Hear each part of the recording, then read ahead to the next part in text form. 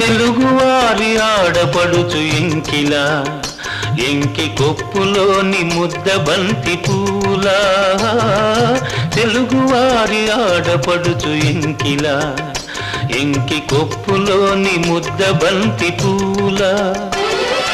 గోదారి కరటాల గీతాల వలనలో పలికినది పలికినది పలికినది చల్లగా చిరుజల్లుగా జలజల గలగల కదలి వచ్చింది కన్యాప్సరా వచ్చి నిలిచింది కనుల ముందరా తేట తేట తెలుగులా తెల్లవారి వెలుగులా